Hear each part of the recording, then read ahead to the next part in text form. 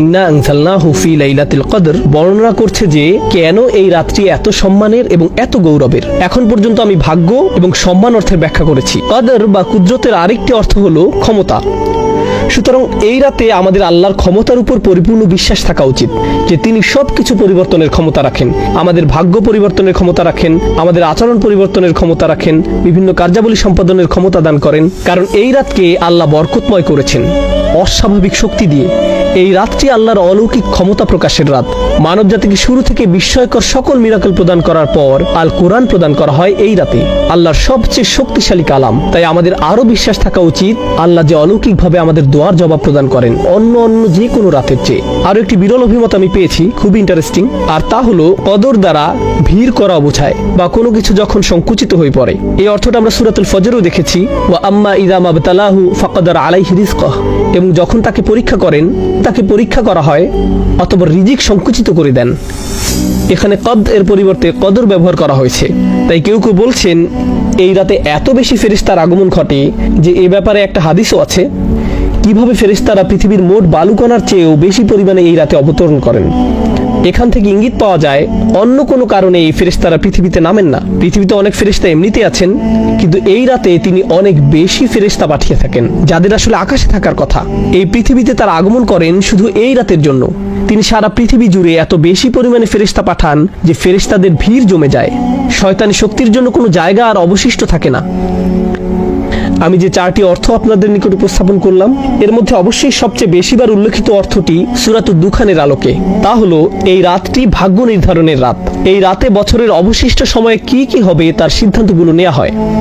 এখন মানব জাতির জন্য আল্লাহর সবচেয়ে মহান সিদ্ধান্ত, যা ছিল সর্বশেষ কিতাব নাজিল, সেটাও এই রাতের অংশ। এখন ফায়ামবাগি আন তুআদ্দা লাইলাতুল কদরে ঈদা নুজুলিল কুরআন। এখন এই ব্যাপারে সাধারণ বিষয়, যাক্কিরহুম বিআইয়ামিল্লাহ, মানুষকে আল্লাহর দিনসমূহ স্মরণ করিয়ে দিন। আল্লাহর দিনগুলোর মাঝে এক্ষেত্রে রাত সবচেয়ে মূল্যবান রাত হলো কোরআনের রাত, অর্থাৎ লাইলাতুল কদর। তিনি বলেন এটা মূলত মুফাসসির ইবনুল আশুর বলেন এই রাতকে কোরআনের ঈদ হিসেবে মনে করা উচিত, যেন এটা কোরআনের বর্ষপূর্তি যা আমরা এই রাতে উদযাপন করছি। এখন ওয়ামা আদরাকা মা লাইলাতুল কদর, শবে কদর সম্বন্ধে আপনি কি জানেন? ক্ষমতা প্রদর্শনের রাত, ভাগ্যের রাত, সিদ্ধান্ত গ্রহণের রাত। এই রাতটি সম্পর্কে আপনি কি জানেন? কোন বিষয়টি এই রাতের মূল্য বুঝতে সাহায্য করবে?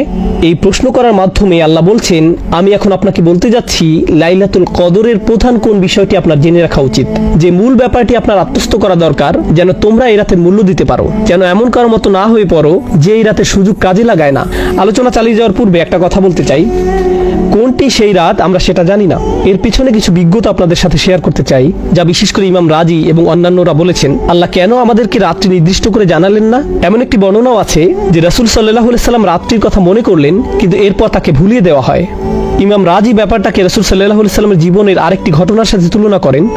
এক ব্যক্তি ঘুমাচ্ছিল, রাসূল সাল্লাল্লাহু আলাইহি সাল্লাম আলী রাদিয়াল্লাহু তাআলা আনহুকে বললেন লোকটিকে নামাজ পড়ার জন্য জাগিয়ে দিতে। তো আলী রাদিয়াল্লাহু তাআলা আনহু লোকটির কাছে গিয়ে তাকে নামাজের জন্য জাগিয়ে দিলেন। আলী তখন জিজ্ঞেস করলেন, সাধারণত আপনি নিজেই এই ধরনের কাজ করতে পছন্দ করেন, আপনি আমাকে কেন করতে বললেন?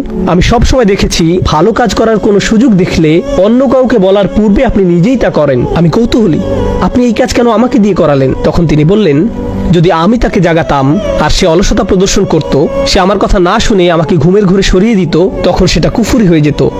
সে যদি তোমার প্রতি বিরক্তি প্রকাশ করত, তাহলে প্রমাণ হতো সে শুধু অলস।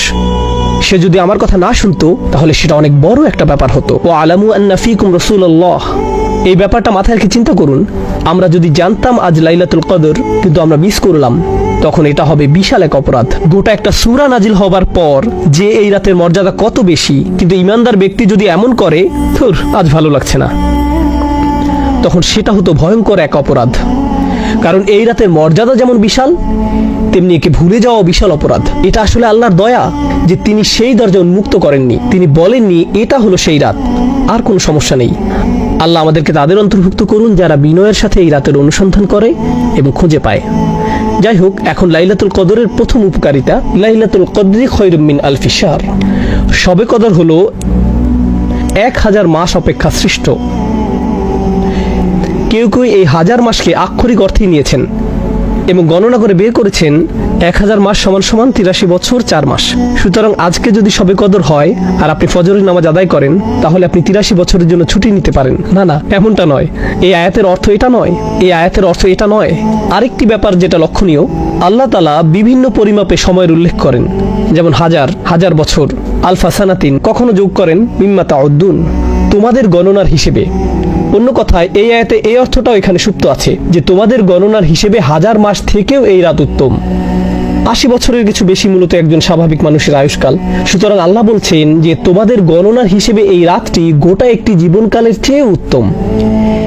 এই রাতটি কাজে লাগাও, তাহলে তুমি গোটা একটি জীবনকাল কাজে লাগালে। সুবহানাল্লাহ।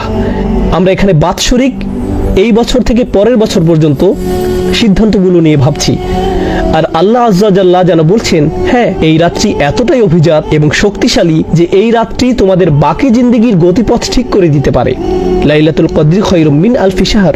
এটা শুধু এমন না, আপনার 1 রাকাত নামাজ 1000 মাস 1 রাকাত নামাজ পড়ার সমান। একবার জিকির করা এভাবে 1000 মাস জিকির করার সমান। যদিও এই ব্যাপারটা খুবই চমৎকার, এই আয়াত আরও যে ব্যাপক অর্থ প্রকাশ করে তা হলো এই একটি রাত একটি সম্পূর্ণ জীবনকাল থেকেও শ্রেষ্ঠ। তাই আন্তরিকভাবে আমাদেরকে এই রাত ইবাদতে কাটাতে হবে, যেন আমরা নিজেদের মধ্যে ইতিবাচক পরিবর্তন নিয়ে আসতে পারি, এবং আশা করব যে আমাদের বাকি জীবন আল্লাহর রহমতে আশীর্বাদ পুষ্ট হয়ে উঠবে। এটা কদরের প্রথম মূল্য। প্রসঙ্গত, আরবিতে কদরের একটি অর্থ হলো মূল্য। এটা দামি রাত। তাই লাইলাতুল কদরি খায়রুম মিন আলফি শাহর বলার মাধ্যমে প্রথম প্রশ্নের জবাব দেওয়া হলো, এই রাতের মূল্য কি? এটা যদি দামি রাত হয় তাহলে এর দাম কত? 1000 মাসের চেয়েও বেশি। প্রসঙ্গত, খায়রুম মিন তিনি বলেননি কত গুণ বেশি। এটা কি 1000 মাসের চেয়ে 1000 গুণ বেশি উত্তম? তিনি এখানে সংখ্যা নির্ধারণ করে দেননি, বলেছেন এটা 1000 মাসের চেয়েও উত্তম। অর্থাৎ 1000 মাস শুধু আপনার গণনায়, এর সীমা আরো বেশি। যদি বলা হতো লাইলাতুল কদরি মিসলু আলফি শাহর, কদরের রাত 1000 মাসের মতো, কিন্তু বলা হয়েছে 1000 মাসের চেয়ে উত্তম, তাহলে কদরের একটি মানে হলো মূল্য, আর এর মূল্য বলে দেওয়ার মাধ্যমে এর জবাব দেওয়া হলো এটা 1000 মাসের চেয়ে উত্তম। কদরের আরেকটি অর্থ হলো ডিক্রি বা আল্লাহর আদেশ, যা সব কিছুর জন্য আসে। তাই পরবর্তী আয়াতে কদরের অন্য এই অর্থটি নিয়ে কথা বলা হয়েছে, তানাজ্জালুল মালাইকাতু ওয়ার রূহ ফিহা বিইজনি রাব্বিহিম মিন কুল্লি আমরিন। সে রাতে ফেরেশতা ও রূহ তাদের রবের অনুমতি ক্রমে, বাইবেলে যাকে হোলি স্পিরিট বলা হয়েছে, কোরআন তাকে অভিহিত করে রূহ নামে, মানে জিবরাইল আলাইহিস সালাম। তাহলে ফেরেশতারা অবতরণ করেন, সাথে স্পেশাল গেস্ট জিবরাইল আলাইহিস সালাম, ওহী নাজিলের আসল স্টার। সকল ফেরেশতাদের মধ্যে যিনি শুরুতে কোরআন নিয়ে এসেছিলেন, সেই মহান ফেরেশতা নিজেই আবার কোরআন বার্ষিকী উদযাপন উপলক্ষে পৃথিবীতে অবতরণ করেন। একবার চিন্তা করে দেখুন, আমরা কি নিয়ে কথা বলছি? মুতাঈন সাম্মা আমিন, সবার মান্যবর, সেখানকার বিশ্বাসভাজন। শুধু তিনি নন, তার অরিজিনাল টিম, যারা কোরআন নাজিলের সময় দলে দলে নেমে আসতেন, তারা সবাই কদরের রাতে পৃথিবীতে অবতরণ করেন। ইনি সেই জিবরিল আলাইহিস সালাম, যিনি মুসা আলাইহিস সালাম, ঈসা আলাইহিস সালামের নিকট কিতাব নিয়ে এসেছিলেন, ওয়া আইয়াদনাহু বিরূহিল কুদুস, এবং যিনি রাসূলুল্লাহ সাল্লাল্লাহু আলাইহি সাল্লামের নিকট ওহী নিয়ে আসতেন।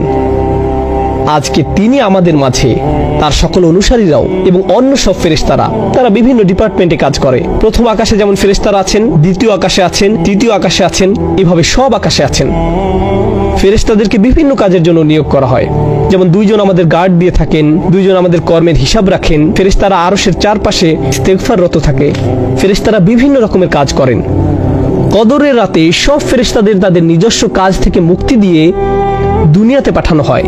এমনকি জিবরাইল আলাইহিস সালাম অবতরণ করেন ইনদা সিদরাতিল মুনতাহা, সিদরাতিল মুনতাহার নিকট থেকে, যেখানে তার মাকাম, যেখানে তিনি আমিন, তিনি সেখান থেকে এই রাতের জন্য অবতরণ করেন। তো তিনি বলছেন সবাই অবতরণ করেন বিইজনি রাব্বিহিম, তাদের প্রভুর অনুমতি ক্রমে। এই ব্যাপারটা বোঝা গুরুত্বপূর্ণ। ফেরেশতাদের নিজস্ব দায়িত্ব রয়েছে, আল্লাহ তাদেরকে তাদের কাজ থেকে মুক্তি দিয়ে এই রাতের জন্য প্রেরণ করেন। এই জন্য বিইজনি রাব্বিহিম এখানে গুরুত্বপূর্ণ। তিনি বলেন মিন কুল্লি আমর, আল্লাহর আদেশে তারা আসেন সকল বিষয় নিয়ে, সকল সিদ্ধান্ত নিয়ে। তার মানে এটা যদি স্বাস্থ্য সংক্রান্ত ব্যাপার হয়, ব্যক্তিগত কোনো ব্যাপার হয়, পারিবারিক ইস্যু, যুদ্ধ সংক্রান্ত ব্যাপার, আধ্যাত্মিক ব্যাপার, শারীরিক ব্যাপার, অর্থনৈতিক ব্যাপার, যে ব্যাপারই হোক না কেন, আল্লাহর আদেশে তারা সব ধরনের ব্যাপার সমাধান করতে আসেন এবং মানুষকে সব ইস্যুতে সাহায্য করেন।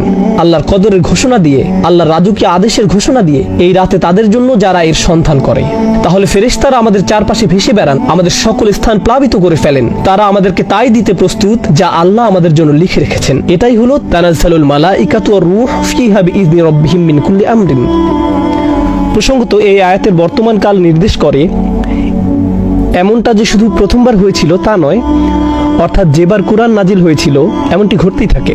কারণ এই প্রশ্নটি বিভিন্ন তাফসীরে উত্থাপন করা হয়েছিল, লাইলাতুল কদর কি শুধু একবারের জন্য, নাকি এটি প্রতি বছর ঘটবে? প্রতি বছর কি এভাবে ফেরেশতারা অবতরণ করবে? আল্লাহ এখানে বলেননি ফেরেশতারা অবতরণ করেছিল, বরং তিনি বলেছেন তারা অবতরণ করে, মানে এটি একটি চলমান প্রক্রিয়া। আল্লাহ এই উপহারটি মানবজাতিকে প্রতি বছর প্রদান করেন। ومعنى بإذن ربهم أن هذا التنزيل كرامة أكرم الله بها المسلمين بأن أنزل لهم في تلك الليلة جماعات من الملائكة وفيهم أشرفهم। দলে দলে ফেরেশতারা অবতরণ করেন, এটি মুসলমানদের প্রতি আল্লাহর একটি উপহার। কথা বলছিলাম বিইذনি রব্বিহিম মিন কুল্লি আমর নিয়ে। কিছু কিছু তাফসীরকারক আরও বলেছেন তারা আল্লাহর আদেশের হেফাজত করে। আল্লাহ তার নির্দেশ জারি করেছেন, এখন ফেরেশতারা নিশ্চিত করবেন যে এই নির্দেশগুলো বাস্তবায়িত হয়েছে।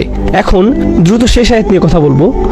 আমরা এই আয়াত প্রবেশ করার পর দেখব আল্লাহ আযজা ওয়া জাল্লা কদরের আরেকটি অর্থ এখানে প্রদান করেছেন, সীমা নির্ধারণ করা। কদ জাআলাল্লাহু লিকুল্লি শাইইন কদর, আল্লাহ সব কিছুর জন্য একটি পরিমাণ স্থির করে রেখেছেন। যদি খেয়াল করেন তাহলে দেখবেন প্রথম উত্তর ছিল লাইলাতুল কদরের মূল্য নিয়ে, দ্বিতীয় উত্তর ছিল লাইলাতুল কদরের আদেশ জারি নিয়ে, তৃতীয় উত্তর হলো লাইলাতুল কদরের সীমা নিয়ে। সীমা মানে এই রাত কতক্ষণ পর্যন্ত থাকে, এটাও কদরের আরেকটি অর্থ। আমাকে এমনকি আপনাদের নিকট এই সূরার গঠন বিন্যাস উপস্থাপন করতে হবে না। এই প্রশ্ন করার পর প্রতিটি আয়াত কদর সম্পর্কে, ইন্না আনজালনাহু ফি লাইলাতুল কদর ওয়া মা আদরাকা মা লাইলাতুল কদর, প্রতিটি আয়াত অনন্য কিছু তথ্য দিচ্ছে। আবার বলছি, একটি আয়াতের মূল্য নিয়ে যা হাজার মাসের চেয়ে উত্তম, একটি আয়াত ভাগ্য নির্ধারণ নিয়ে, এটাও কদরের